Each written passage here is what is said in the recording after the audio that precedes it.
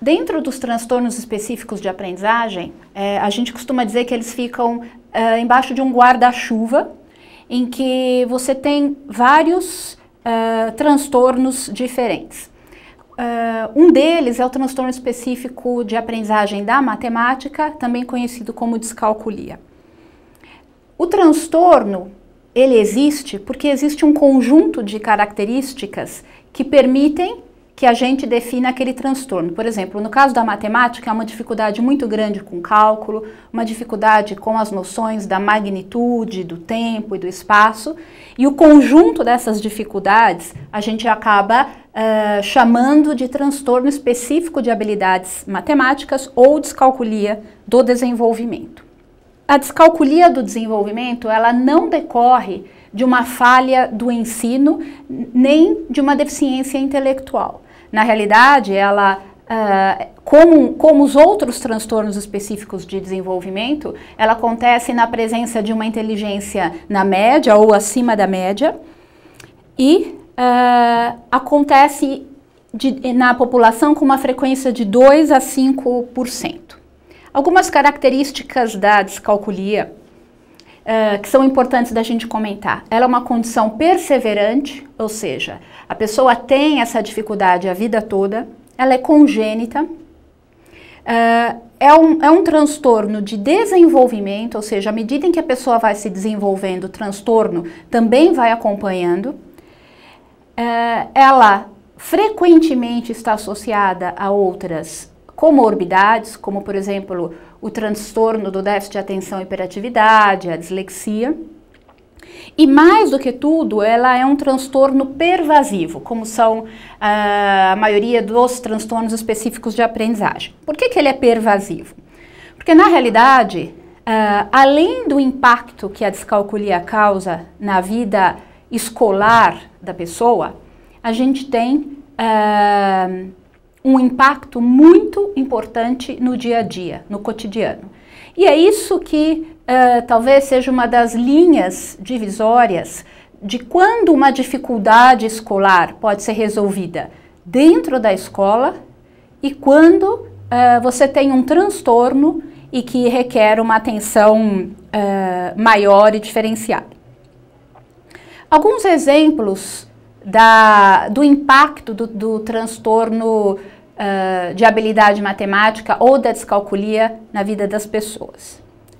Primeiro, os alunos desenvolvem um medo muito intenso de fazer provas, o que em alguns casos desenvolve um quadro que a gente chama de ansiedade matemática.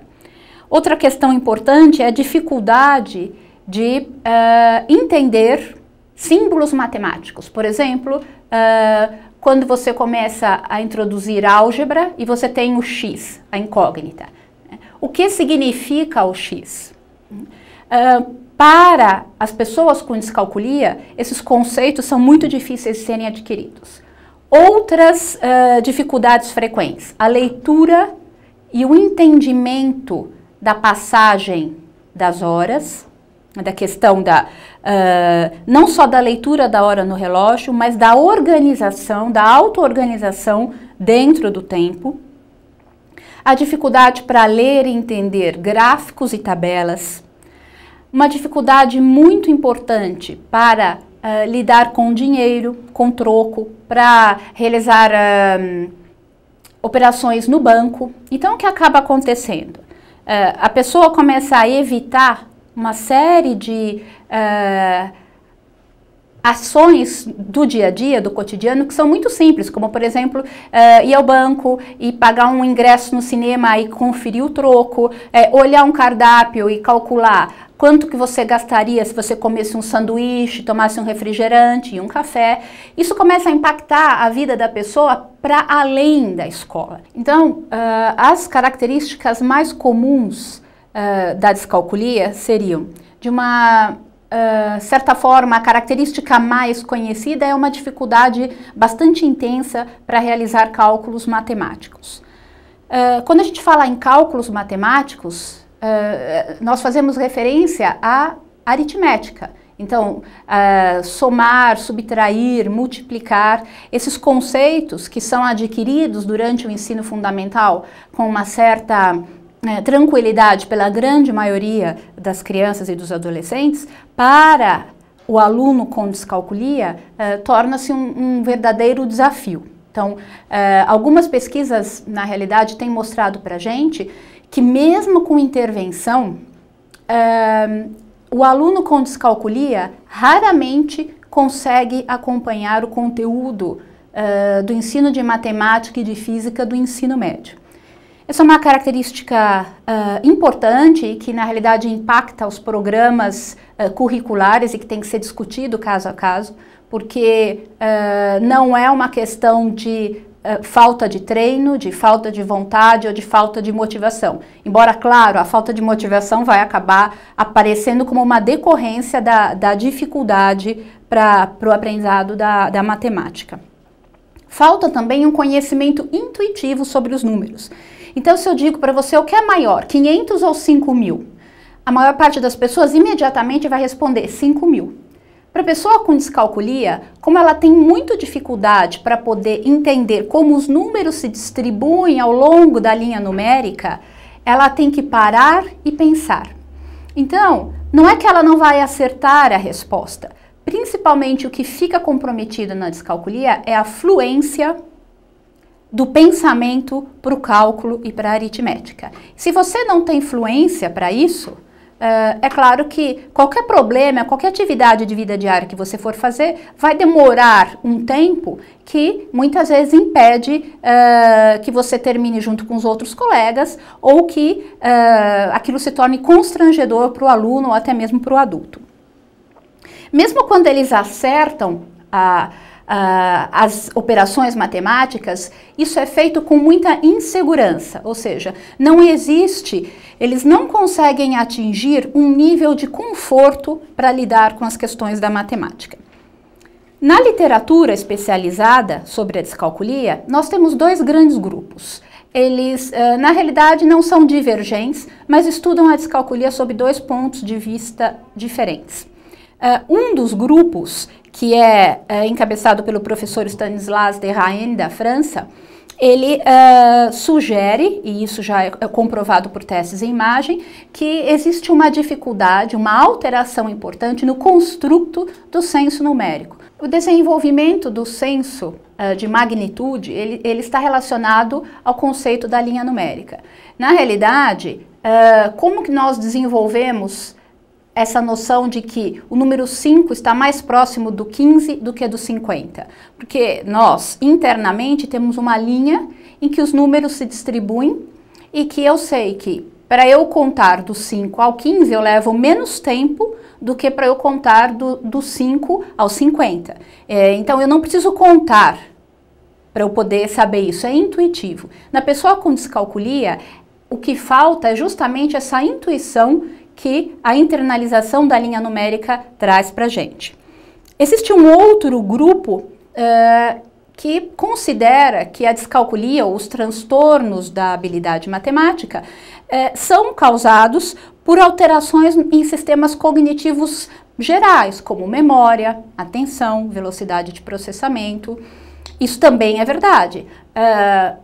Um aluno, uma criança ou um adolescente com uma alteração importante de memória de trabalho, uma alteração importante na sustentação da atenção, com uma velocidade de processamento da informação muito diminuída, ele com certeza também vai ter muita dificuldade para adquirir e para manipular os conceitos numéricos. Então, a gente poderia dizer, de uma forma resumida, que para o diagnóstico da descalculia, nós teríamos que ter uma dificuldade relacionada ao senso numérico e ao senso de magnitude e uma dificuldade relacionada a sistemas cognitivos mais gerais. Então, dificuldades de atenção, de memória, de velocidade de processamento, alterando a capacidade de cálculo. Uma outra questão importante que vem frequentemente associada à descalculia do desenvolvimento e também associada a essas alterações nos sistemas cognitivos é o que a gente chama de ansiedade matemática. A ansiedade matemática seria um nível já tão elevado de ansiedade que o sujeito não consegue nem iniciar o raciocínio de uma operação ou de uma atividade matemática, a ponto de um aluno entregar uma prova de matemática em branco, sem nem ler as questões, já por estar fisiologicamente se sentindo indisposto. Então, quando você atinge esse nível, é muito difícil de você fazer com que o aluno enfrente novamente a aprendizagem da matemática sem um sofrimento muito grande. Então, o ideal é que a gente consiga realizar uma intervenção antes de chegar num nível de uma ansiedade matemática muito generalizada. De uma forma geral, como eu analiso ou como eu suspeito de que um aluno tem descalculia? Claro, o primeiro comportamento é uma dificuldade, além daquela esperada, para a sua idade, para o seu nível de escolaridade, para o seu potencial cognitivo, uma dificuldade que ela extrapola a que seria esperada para aquela pessoa. Então, essa é a primeira indicação de que tem alguma coisa acontecendo. Outra questão importante é que essas indicações, esses comportamentos, eles começam a aparecer muito precocemente. Então, o que acaba acontecendo, diferentemente da dislexia, em que a gente começa a muito cedo desconfiar de que existe um problema porque o aluno não está aprendendo a ler e a escrever, as pessoas tendem a ser muito mais tolerantes com a aprendizagem da matemática e esperam muito para fazer um diagnóstico, fazer uma intervenção. Quem tem descalculia, assim como quem tem dislexia, já tem desde que nasceu. Portanto, quanto mais a gente esperar para poder fazer o diagnóstico, para poder fazer a intervenção, mais dos impactos negativos que acompanham esses transtornos de desenvolvimento, aquela pessoa vai ter. Então, na realidade, a gente não tem que esperar que o aluno se desempenhe mal em matemática porque matemática é difícil. Não. Nós todos podemos aprender a matemática. Se o aluno não consegue aprender a matemática, mas consegue aprender as outras disciplinas de uma forma dentro do esperado, alguma coisa errada está acontecendo. E é aí que a gente precisa fazer uma avaliação interdisciplinar para poder fazer o diagnóstico e preparar, então, uma intervenção dirigida para aquele caso, que vai depender da idade, da escolaridade e, claro, do local onde a pessoa mora. Quando a gente pensa em descalculia, a gente, na realidade, avalia 3 conceitos principais. Um deles é a presença ou não do senso numérico ou do senso de magnitude, sobre o qual nós já conversamos. O segundo seria o domínio do que a gente chama de sintaxe numérica. Por exemplo, escrever 5.000 e escrever 50.000. Quando eu adiciono um zero, eu mudo o valor.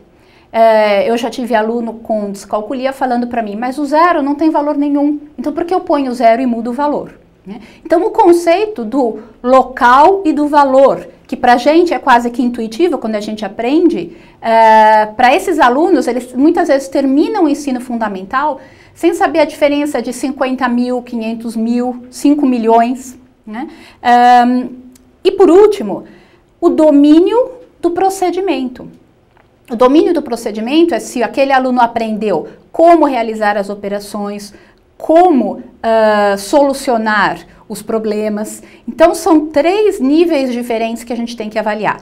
O que a gente chama de semântica numérica, ou senso numérico, ou magnitude.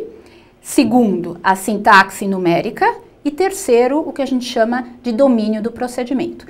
Quando apenas o domínio do procedimento está alterado, a gente pode pensar que o ensino daquela criança tenha sido falho e que, portanto, ela não aprendeu matemática porque ela não foi bem ensinada.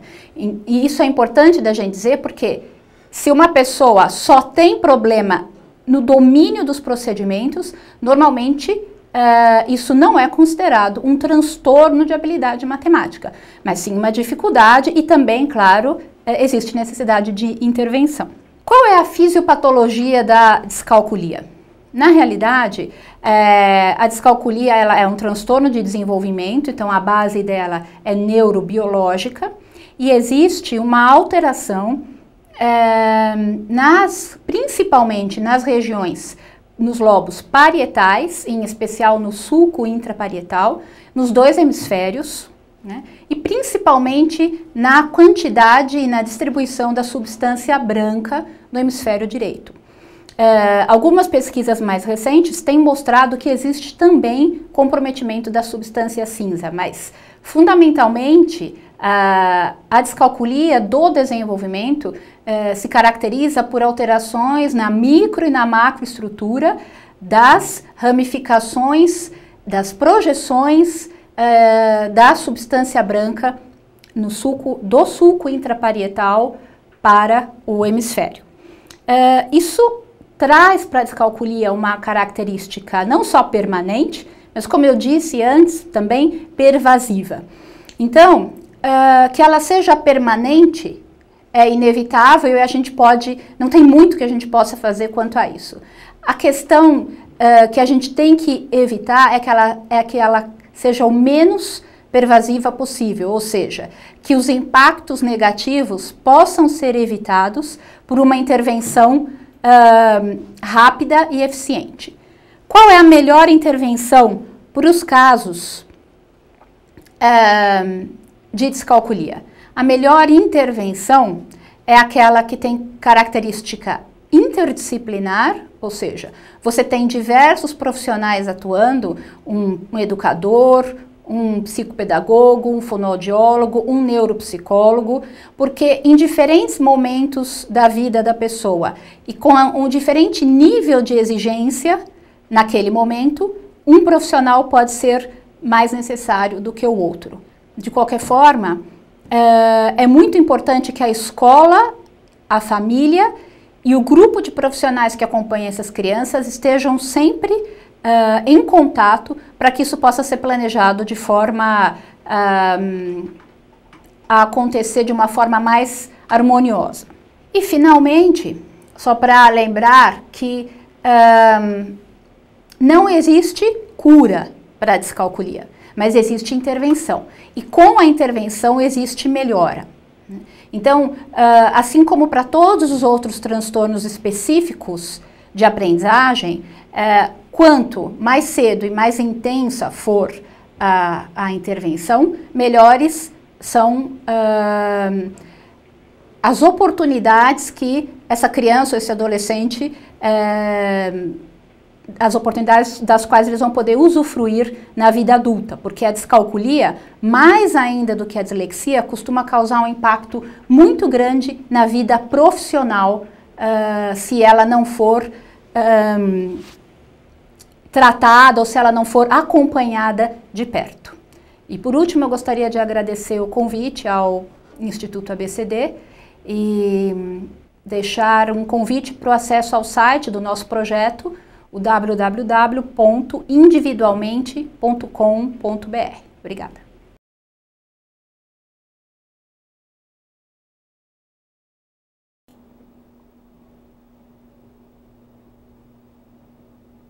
Vamos iniciar discorrendo um pouquinho sobre as dificuldades atuais, tanto nos distúrbios de aprendizagem quanto no TDAH. Então é importante que a gente possa já iniciar falando sobre a classificação dos distúrbios de aprendizagem.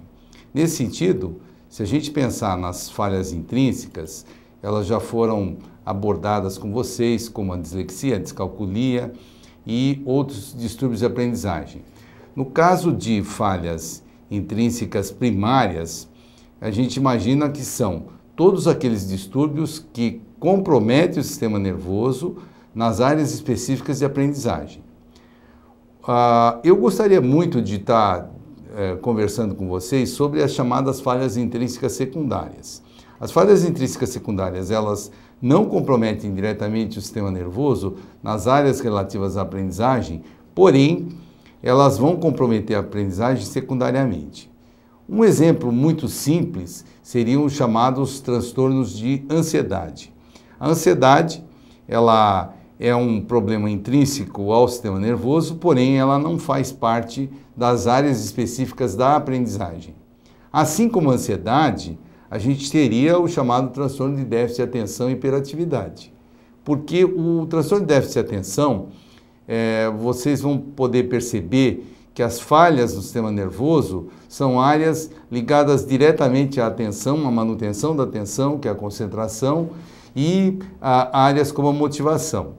Diferente, né, daquele eixo todo relativo à aprendizagem. Então, o indivíduo que não consegue manter a atenção e a concentração vai ter como repercussão um rendimento ruim. Então, ele pode repercutir na aprendizagem, mas ele não se trata de uma falha intrínseca primária, e sim uma falha secundária.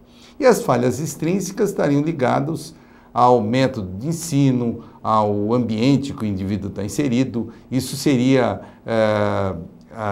todos os outros fatores que não vão estar classificados como transtornos de aprendizagem ou como transtorno de déficit de atenção. Nesse quadro, é muito interessante que a gente possa observar o chamado transtorno de aprendizagem não verbal. O transtorno de aprendizagem não verbal, ele está colocado até este momento dentro dos chamados transtornos invasivos do desenvolvimento, ou como algumas pessoas preferem, chamar de transtornos globais do desenvolvimento. O transtorno invasivo do desenvolvimento, ele é uma chave onde você vai encontrar os quadros de autismo, o quadro de Asperger e outras síndromes, como a síndrome semântico-pragmática, o quadro do transtorno desintegrativo e até o chamado transtorno invasivo do desenvolvimento sem outra especificação. Entrariam aí vários outros quadros não muito bem definidos. O que vocês podem observar nesse quadro é que o transtorno de aprendizagem não verbal, ele tem características de um autismo, ele tem características de um Asperger, ele se assemelha muito ao chamado transtorno de Asperger, ele tem características do transtorno invasivo sem outra especificação, até da síndrome semântico-pragmática. Ele só não teria características similares ao transtorno desintegrativo. E ele também tem uma faixa de indivíduos normais. É muito interessante que, conversando com as pessoas que identificam o transtorno de aprendizagem não verbal, muitas vezes vem aquela denominação assim: puxa vida, essa criança ela é meio autista. Quer dizer, não existe meio autista. Na verdade, a criança teria características dentro do chamado espectro autista. Então, essas crianças que muitas vezes elas não se encaixam dentro do quadro do autismo e são confundidas com crianças autistas ou com crianças com transtorno de Asperger. Ok? Então, aqui, as descrições iniciais. 1970, dois autores descrevendo um grupo de crianças com dificuldades de aprendizagem e aí a discrepância entre o QI verbal e o QI de execução. Então, a gente sabe que para obtenção do chamado QI total, que seria, então, uma média ponderada entre o rendimento do hemisfério direito e o rendimento do hemisfério esquerdo, a gente teria, então, o chamado QI verbal, QI do hemisfério esquerdo, da área verbal. E o QI não verbal, ou chamado QI de execução, que seria o hemisfério direito. Na verdade, o distúrbio de aprendizagem não verbal, o transtorno de aprendizagem não verbal, ele vai alterar 3 categorias, que seria motora, visomotora e social, não está listado ainda no DSM, e ele vai estar se referindo exatamente a uma disfunção do hemisfério cerebral direito, na sua essência. Então, o indivíduo, quando faz a medida, a mensuração do QI, ele vai ter um QI verbal normal, ou às vezes até um pouco acima da média, e um QI de execução discrepante, 20, 30 pontos muitas vezes a gente tem discrepância de um lado, ou seja, um lado esquerdo funcionando muito bem e o lado direito não funcionando tão bem ou não funcionando bem. Na verdade, claro que essa seria uma primeira suspeita, uma primeira hipótese, e aí a gente teria que ver as outras características do distúrbio de aprendizagem não verbal, que seria o prejuízo de coordenação motora, como o grafismo, muitas vezes crianças que têm dificuldade para abotoar o sapato, não aprenderam a andar de bicicleta, aspectos visoespaciais que são muito importantes, e aí vai uma dica, crianças que vão muito mal em geometria, em que há necessidade de ter um hemisfério direito íntegro, para que ele possa estar avaliando, né, essa dimensão. A dificuldade temporal e no aspecto social, dificuldade de resolução de situações novas e interpretação de conversações. E que a gente vê muito isso no chamado transtorno de Asperger. Em relação ao TDAH, ao transtorno de déficit de atenção e hiperatividade, algumas coisas importantes. Por exemplo, o fato de o pai do TDAH ser considerado o Still, lá de 1902, portanto, muitas pessoas dizem, o TDAH é moda. O TDAH não é moda, ele começou em 1902. Outra coisa importante foi em 1937, quando, sem querer, né, o Bradley descobre que o efeito da benzendrina, do estimulante, melhora a atenção e concentração e diminui a agitação de indivíduos com hiperatividade. E aí, em 1955, é criado o metilfenidato, que é a substância mais famosa, mais conhecida. Todo mundo conhece a Ritalina, o Concerta, enfim, isso foi criado em 1955. Aparece o conceito de disfunção cerebral mínima, posteriormente, né, existe uma descrição inicial de lesão cerebral mínima, e aí acredito que um marco importante foi em 1980, onde aparece então a denominação déficit de atenção com ou sem hiperatividade, portanto mostrando que poderia ter indivíduos só com déficit de atenção, só agitados ou que tivessem as duas características, e também o residual, ou seja, a permanência dos sintomas na fase adulta. E aí a migração então para o DSM-4, tanto de 94 quanto depois vocês vão ver a edição de 2000, que é traduzida e revisada, para que a gente falasse então em transtorno de déficit de atenção. Lembrando que não está errado falar DDA, déficit, distúrbio de déficit de atenção, o transtorno, o distúrbio e o transtorno são a mesma coisa. Pensando do ponto de vista de prevalência, então alguns estudos de prevalência no TDAH mostrando aqui taxas diferentes. Por quê? Uma vez que o critério muda, se a gente for olhar esse último estudo de prevalência utilizando a CID, a Classificação Internacional de Doenças 10ª edição, ela não se refere ao TDAH como uma possibilidade de ter déficit de atenção somente ou hiperatividade somente. Ela necessariamente, o indivíduo teria que ter as duas coisas, o tipo combinado. E outra coisa, ela também, quando existe ansiedade, depressão, muitas vezes você não consegue classificar o paciente como TDAH. Então a taxa de prevalência acaba caindo em relação ao critério de classificação. Utilizando o DSM-4 como um instrumento mais utilizado por mais de 90% dos profissionais que trabalham na área, a gente vai chegar nessa taxa de prevalência de 5,8%, 6%, que é o que a gente acredita que exista aqui no Brasil, esse estudo melhor conduzido pelo Rode lá em Porto Alegre. Então, importante, assim, vários estudos mostraram que a prevalência do TDAH é igual, ou seja, ela não depende de fatores culturais. Se você pegar países com tradição em TDAH e países que não têm tradição, você vai chegar a taxas de prevalência muito parecidas. E claro, não é como os pais educam os filhos, e nem nenhum conflito do ponto de vista psicológico.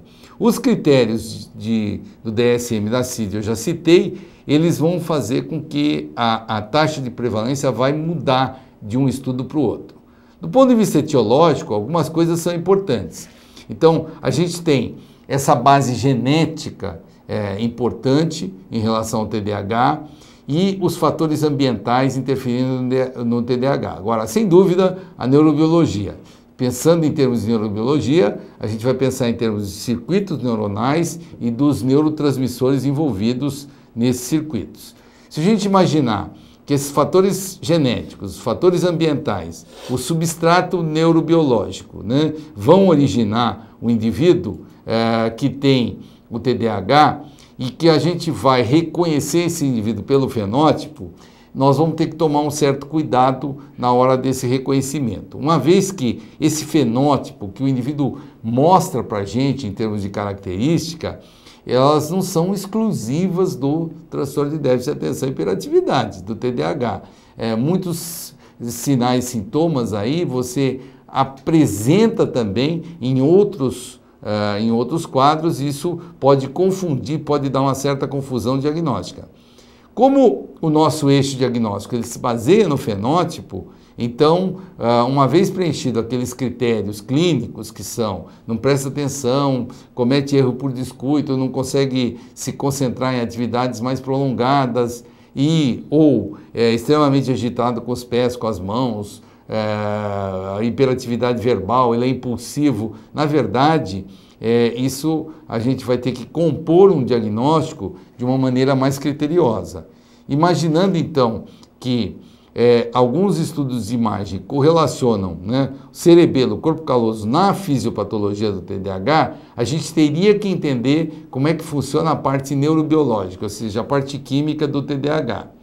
Então, a gente tem a propagação do estímulo do sistema nervoso, a partir daí liberação dos neurotransmissores, e aí algumas falhas nessa neurotransmissão, principalmente ligadas à dopamina, mas provavelmente também à noradrenalina, são os dois neurotransmissores envolvidos.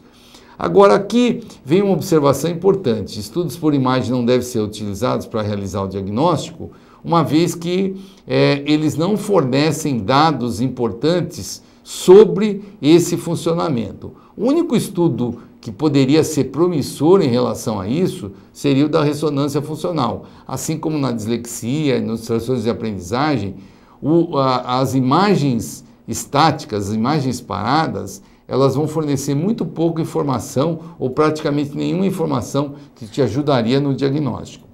Em relação a adversidades biológicas, é importante hoje lembrar que tanto a exposição com álcool, fumo, o baixo peso ao nascimento, a prematuridade, elas são importantes na predisposição do TDAH. Claro que elas não são fatores isolados, mas se você tiver esses fatores associados a todo aquele complexo que a gente viu, que é a base genética, os próprios fatores ambientais, você vai ter uma predisposição muito maior a apresentar o transtorno, uma vez que às vezes o indivíduo apresentando somente os sintomas, ele não teria o diagnóstico, o transtorno de déficit de atenção e hiperatividade.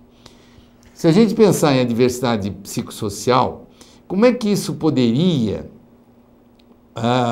vir a fazer parte do quadro do chamado TDAH? A gente imagina que um transtorno, ele se manifesta quando os sinais e sintomas comprometem o rendimento à vida do indivíduo. Se eu tenho uma situação estável e um ambiente que consegue fazer a contenção e consegue fazer o controle desses sinais e sintomas, eu poderia não ter o transtorno. Sim, eu teria os sintomas, mas os sintomas controlados. Um exemplo clássico disso são crianças que têm os sinais e sintomas e que num determinado período elas estão na escola e no contraturno elas estão em casa, às vezes sozinhas, às vezes com pessoas que não têm nenhum preparo para lidar com elas, às vezes com irmãos. Então, na verdade, a gente tem uma série de fatores aí que poderiam fazer emergir os sinais e sintomas de um transtorno de déficit de atenção no indivíduo que não tivesse adequadamente controlado.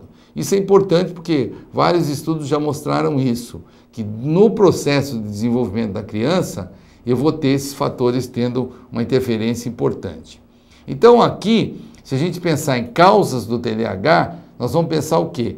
nessa vulnerabilidade genética junto com as adversidades ambientais, para determinar então o que a gente chama de transtorno de déficit de atenção e hiperatividade. Né? Uma vez que é importante que várias pessoas vão ter sinais e sintomas sem ter o transtorno necessariamente manifesto.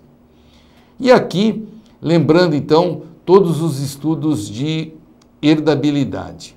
O TDAH ele tem uma questão aí genética importante, então todos esses estudos mostrando então que se você pensar na altura, a altura é uma característica extremamente herdada, né, que a gente diz, uma herdabilidade alta.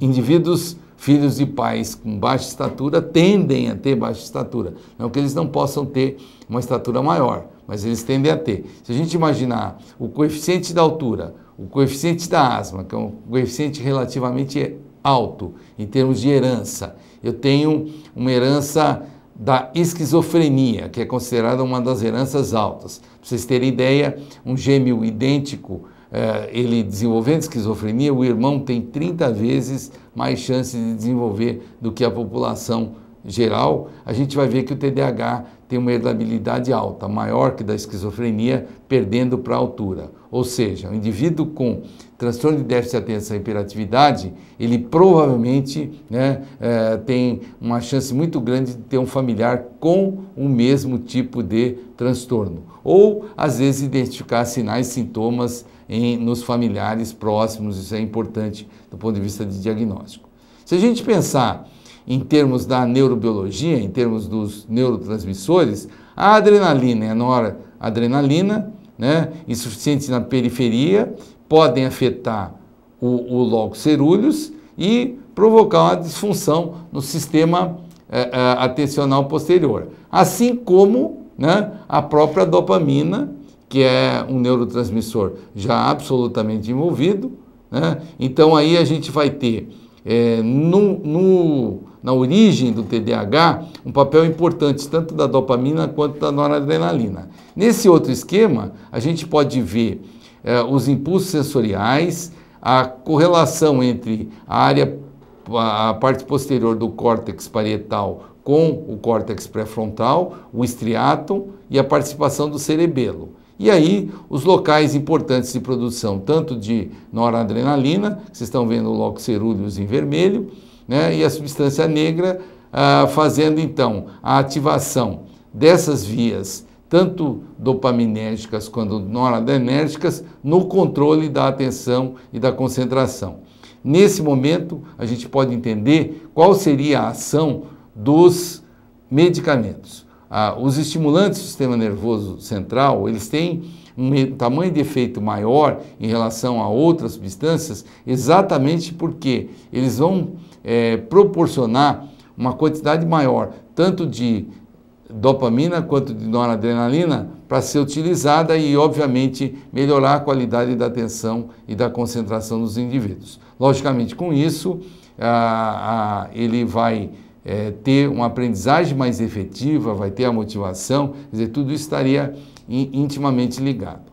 E aí, em termos de prejuízo que a gente pensa do TDAH, seria o chamado prejuízo da função executiva. Então, eu teria um problema central que é nessa capacidade de planejar o que eu vou fazer, de controlar a minha atividade, de monitorar, de abstrair, E aí a gente fala da memória de trabalho, essa memória de curto prazo que a gente utiliza nessa função, sendo assim a principal função, tá?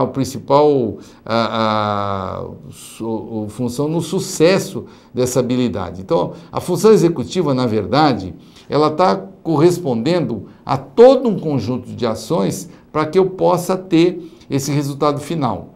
Então vamos imaginar o seguinte, Eu sempre gosto de usar esse exemplo. Você vai preparar o seu imposto de renda, não basta você só olhar para o prazo do imposto de renda e falar, olha, eu estou com um formulário. Você precisaria ter todos os informes, ter todas as informações, porque a hora que você sentar, você vai precisar daquilo. Então todo esse planejamento, controlar a atividade, saber quanto tempo você vai demorar, quanto tempo é necessário para você fazer isso, então isso, se a gente pensar no conjunto, vai determinar a função executiva. E também as estratégias que eu tenho para realizar isso. No transtorno de déficit de atenção, esse déficit central de função executiva é o que mais atrapalha no quesito quando a gente fala em aprendizagem, porque essa aprendizagem fica comprometida exatamente pela falha que existe dos indivíduos nessa planificação. E aí, dentro do processo diagnóstico, nós vamos ter o seguinte, nós vamos ter como critérios mais utilizados o DSM, vocês estão vendo aí a imagem do DSM 4ª edição, né, que foi então revisada agora em 2000, nós estamos aguardando aí a edição do DSM-5, a nova edição, algumas coisas já estão bem estabelecidas, por exemplo, aquele critério que fala sobre os sintomas estariam presentes antes dos 7 anos, esse critério não vai mais ser utilizado, ele não vai mais ser presente antes dos 7 anos, seria antes dos 12 anos. E lembrando essa questão de causar prejuízo ou não, muitas vezes essa interpretação é uma interpretação relativa, nós vamos ter que tomar cuidado em relação a isso. O quanto que isso prejudica o indivíduo, isso é uma coisa importante. Do ponto de vista do diagnóstico, muitas vezes a gente percebe que o relato da família, que aquilo não prejudica, e o relato da escola, que aquilo prejudica muito. Então, tentar homogeneizar esses sintomas é uma situação complicada. E lembrando que no diagnóstico, na verdade, eu teria que ter o diagnóstico clínico baseado nesses critérios. Então, eu tenho um critério clínico, mas eu tenho, por exemplo, os chamados reforçadores de diagnóstico. Então, o reforçador de diagnóstico importante seriam os testes neuropsicológicos. Hoje, os testes são úteis, né? Mas eles não são suficientes para dar o diagnóstico. Claro que tudo que eu puder utilizar no diagnóstico, na elaboração do diagnóstico do TDAH, eu acho importante. Então, hoje, no nosso núcleo de aprendizagem, utiliza como rotina o teste neuropsicológico. E aí, mais uma vez falando da neuroimagem, lembrando que uma das coisas mais comuns na utilização no diagnóstico é o exame de eletroencefalograma, o EEG, que não tem validade nenhuma no diagnóstico do TDAH. Isso precisa ficar bem claro que muitos indivíduos colocam o eletroencefalograma como sendo um exame para diagnóstico do TDAH. Isso, na verdade, isso não foi demonstrado em nenhum estudo até hoje. Então, a validade dele fica restrita principalmente aos quadros de epilepsia, quando aparecem comorbidade aí com o TDAH. Então, do ponto de vista diagnóstico, é muito importante que a gente tenha as informações vindas da escola, então o papel aí do professor, entrando com certeza o professor ele vai trazer informações importantes, respondendo a todos os questionários, as escalas que são encaminhadas para a escola, com a resposta adequada, os pais, a informação dos pais e, obviamente, a observação da criança ou do adolescente. Lembrando que, em termos de diagnóstico, esse conjunto ele vai dar ao profissional uma condição boa para fazer a sua hipótese diagnóstica. Nunca é demais lembrar que o grande problema no diagnóstico do TDAH, na verdade, acaba não sendo só o TDAH. Muitas pessoas simplificam esse diagnóstico, a gente tem que lembrar que a maioria dos indivíduos com déficit de atenção, ele tem comorbidades, ele tem outros quadros associados. Então é muito comum ele ter ansiedade, muito comum ter transtorno de humor, muito comum ter os transtornos de aprendizagem associados. Então, na verdade, o TDAH puro, isolado, representa a minoria. Portanto, no diagnóstico do TDAH, eu sempre tenho que ficar preocupado, primeiro, claro, com o diagnóstico diferencial, mas também com a possibilidade dele não estar isolado, não estar sozinho. E aí, com isso, eu necessito de uma avaliação interdisciplinar. Eu necessito de uma avaliação de todas as áreas, pensando em todos todos os outros distúrbios, outros transtornos ou eventualmente sintomas que eu teria que explicar no indivíduo que tem TDAH e que não se encaixam dentro daquele quadro que a gente chama de transtorno de déficit de atenção e hiperatividade, ok? E aí, uma mensagem final aí para vocês, que a gente diz assim que eu jamais posso dizer a uma criança que seus sonhos são impossíveis, pois seria uma tragédia se eu conseguir convencê-la disso. Mas que ela pode demorar para se transformar na pessoa. Todas as crianças que têm algum transtorno de aprendizagem, uma falha intrínseca primária, uma falha intrínseca secundária, ou às vezes até falhas educacionais, falhas extrínsecas, estão sujeitas a demorar um pouquinho para atingir seus objetivos. Lembrando que o TDAH, ele tem toda uma correlação com a maturidade neurológica, muitas vezes esse processo tem que ser entendido tanto pelos pais, quanto pelos educadores, quanto pelos profissionais que estão atuando com a criança, que é um processo que pode demorar um pouco mais. Isso não impedindo que os indivíduos, tanto com transtorno de aprendizagem como transtorno de déficit de atenção, tenham sucesso aí nas suas carreiras profissionais, nas suas escolhas pessoais, enfim, sejam felizes aí na vida. Muito obrigado.